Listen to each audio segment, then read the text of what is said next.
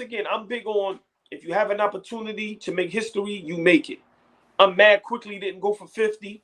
He could have went for 50. This is why I'd be upset with Tom Thibodeau. This is why I'd be upset with Randall. Quickley had the hot hand and was making all the right plays. But Randall, once again, at times, man, listen, it looks like he tries to take that shine from a play. I'm sorry. But I did want to, because I know how it is. Like, we can't we got to give Immanuel Quickley his props. And I did want to set the tone for anyone listening. This is how we felt going into it. These are the things that ran through our mind was, damn, Tom Thibodeau stinks. Julius Randle, where's he at? You know how I feel. We'll get into it in a second. R.J. Barrett should be on the bench. But all of that was part of the going into the game where we see Immanuel Quickley, I think he had 14 in the first quarter, and Julius Randle had like 14 in the Julius Randle had 14 in the first, and Immanuel Quickley had like 10 quick points. Right. And it was, all right, one of these guys will get 30 or 40 easily. So the game starts going. First quarter, we see that. Second quarter, we're like, this game is way too close. By the end of the second quarter, I'm like, why isn't Mitch Robinson back in the game? And it was just way too close. And the third quarter happens, and that's when Immanuel Quickley goes off. That's when he goes off. And I'm sorry the first 10 minutes, but I'm not sorry. But you guys have to think that we were just thinking about Julius Randle's body language, but that's what we were thinking about early on. And it led to this point. But because we seen it live. Right. We was there up close and seen it live. Right. And we both was like, what the?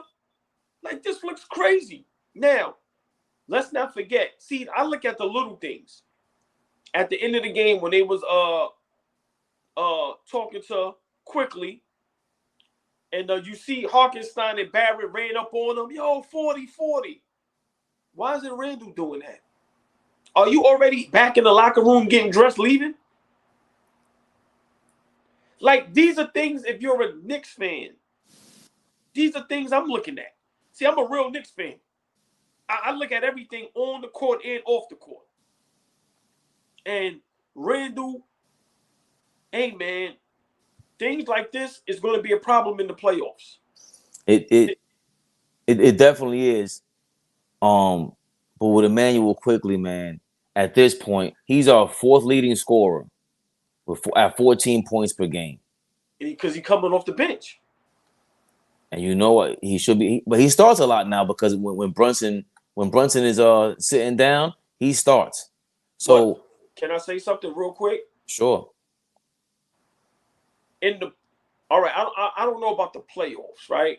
But next year, Quickley should be the starting two guard for the New York Knicks. And I'm gonna go above. I think Quickley can become an all-star. I really do. Quickley should be the starting shooting guard for the New York Knicks. Now, whatever happens to Barrett, I don't care. Whether you play him at the 3 or you bench him, it doesn't matter to me.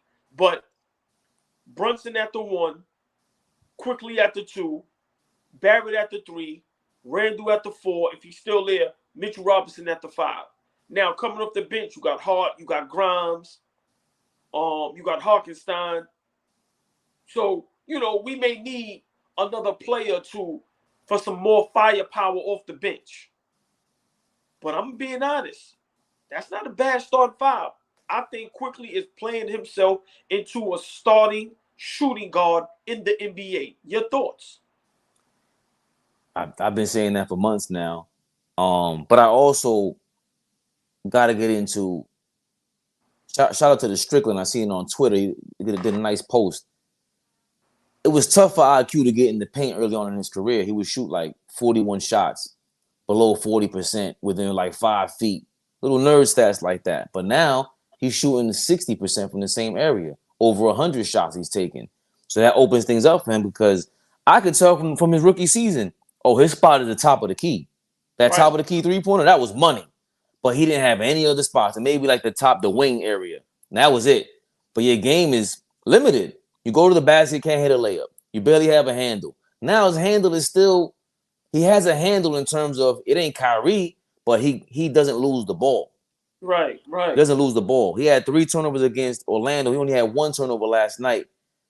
9 free throw attempts last night, and the night before 10 free throws. I'm surprised to see he's at 82% free throw shooting because his first 2 seasons was 89 and 88%.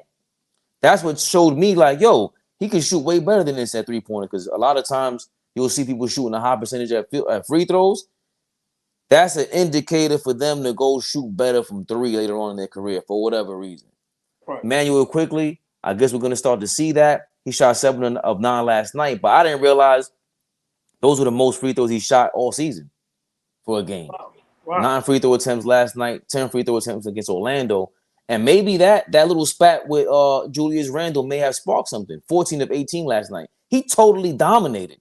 Like, again, going back to him getting to the paint and learning that, he thanked Johnny Bryant, who's on the bench, who may be up there as a Knicks coach next. He's the guy who's always calming down Julius Randle, Johnny Bryant. He credited him with saying, like, yo, I work with him in the offseason. I work with them all the time for these very moments. So, All-Star, it's a little further ahead because that guard position is so deep, and he's not the dynamic guard. But there ain't too many two-way players in the game like that. That's all I'm saying. He has, listen, and let me just say this. Early in the season, I was not a fan of Quickley. He takes very bad shots. His shot selection is terrible a lot of times. But throughout the season, he's grown on me. Pause. And right now, with Brunson down, he's the second best player on the Knicks. Barrett's falling off is ridiculous. Yeah. And it's right now going into the playoffs. Quickley might be our most important player because we're going to need that firepower coming off the bench. And 9 times out of 10, he's going to finish games down the stretch. So Quickley is going to have to be our Jamal Crawford, Lou Will, J.R. Smith in his heyday when he was great. We're going to need 15 to 20 every game, and we're going to need one of them nights where he's going to give us 30. See, but that's my problem. Even with starting Josh Hart, I look at it like, no, what it's is about the Grimes, not Josh Hart. It's Grimes starting, right? Yeah, get him out of there and get Barry out of there. You know how I feel about this. I've been saying this for 2 months now. No, I've been saying Barry on the bench for over a year now. No, you have been. I can attest to that. You've been adamant about that. So you're saying put Barrett and Grimes on the bench and start Hart and Quickley. All because Leon Rose, this is your guy, Tom Thibodeau. What is his best chance to win? You start everything off with defense. That's his MO. It doesn't matter what we think about Julius Randle, RJ. It doesn't matter what we think about anybody. Josh Hart, IQ, Mitchell Robinson, 3 out of your top 5 are pretty active defenders. I want to see them start a game and put pressure on anybody's best lineup. That's what I want to see. Give us more opportunities to close out defense and give us, you know how we play offense. We drain the shot clock, go for an offensive rebound. Josh Hart is good for that. Much as we say about Julius Randle, maybe it'll motivate him. I don't know. But Josh Hart, Quickley, and Mitchell Robinson. Mitchell Robinson is a big-time offensive rebounder. Get more chances on that end to slow the clock down like that and give us less possessions on defense because that's what they're going to do. Because your coach is a defensive-minded dude. It makes no sense for you to take defense off of the starting lineup. Like, Grimes was good defensively. The Miami game, he exploded. Last game, he did all right. He didn't score until the third quarter, though. It's the end of the third. But I want to see our best defenders in the game to start because our coach's mindset is defense. It's just